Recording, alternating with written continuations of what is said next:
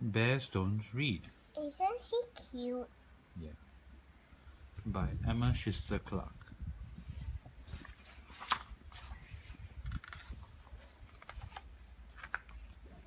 This book belongs to...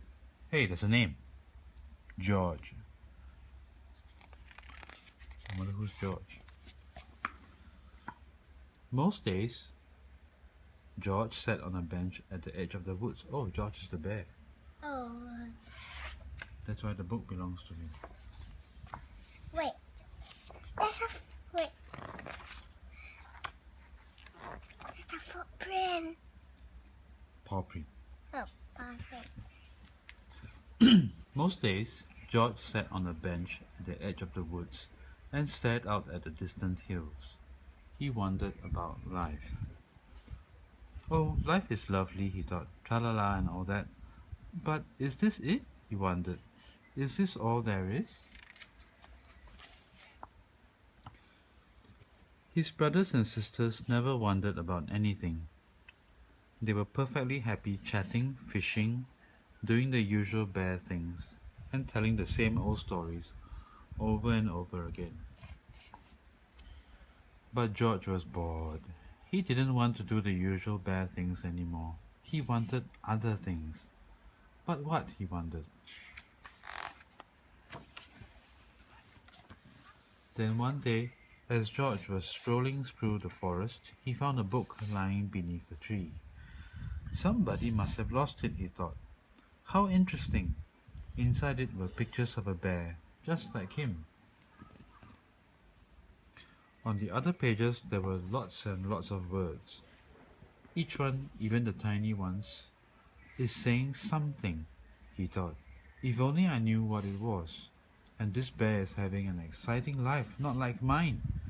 George sighed. But then he had a brilliant idea. He rushed home to tell the others.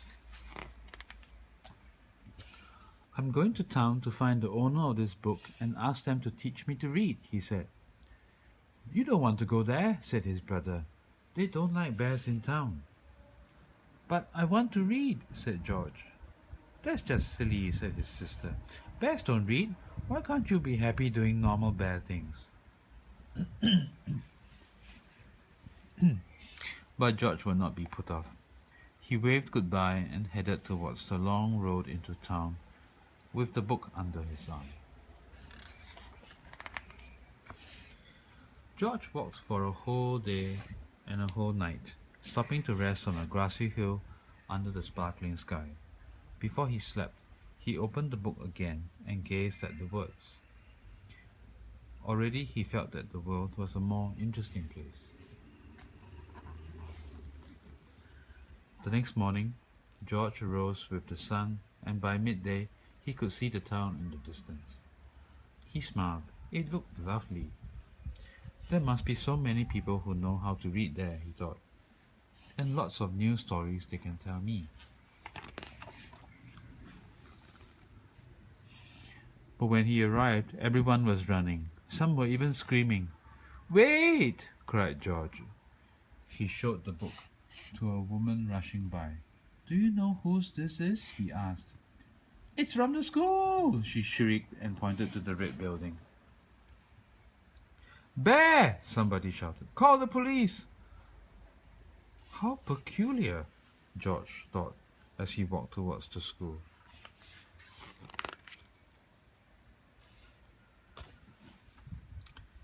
Inside the school, there was complete silence. Where was everybody? George peered over the desk. Hello, he said, but there was nobody there. Suddenly there was a shout. Freeze! Hands above your head! Do bears have hands? They have paws. George was surrounded by policemen. What's the matter? He asked nervously. You're a gigantic great grizzly bear, shouted the chief of police. That's the matter. They moved towards him, holding up their shields. I don't want any trouble, said the chief. George didn't want any trouble either. It wasn't his fault he was a gigantic great grizzly bear. He held the book tightly in his paw. Just then, the doors burst open and in walked a little girl called Clementine with her mother. "Hey!" cried Clementine. "That's my book, and that's the bear in my book." "This is a dangerous animal," roared the chief. "Stand back!" "He doesn't look dangerous to me," said Clementine. "No," said George. "I'm not that sort of bear at all. I was just hoping someone could teach me to read." "Silence!" roared the chief. But Clementine wasn't listening. "I'm learning to read," she said. "We could learn together, couldn't we, Mum?" Clementine's mother looked at George. She could see he was a perfectly nice sort of bear. "I don't see why not," she said. "So you'll take responsibility for this bear, will you, madam?" asked the chief. "Certainly," said Clementine's mother, "and there's no need to shout." She held out her hand to George. "Very pleased to meet you," she said. "Delighted to meet you too," said George.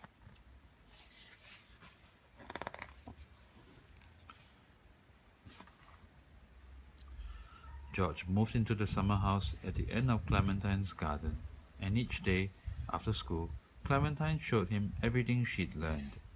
It wasn't long before George knew all the letters of the alphabet. George didn't find reading easy at first. Even though he tried hard, he often made mistakes. But luckily, Clementine was a kind and patient teacher. Sometimes the chief came to see how they were getting on. He brought the book of his favorite poetry to read aloud to George.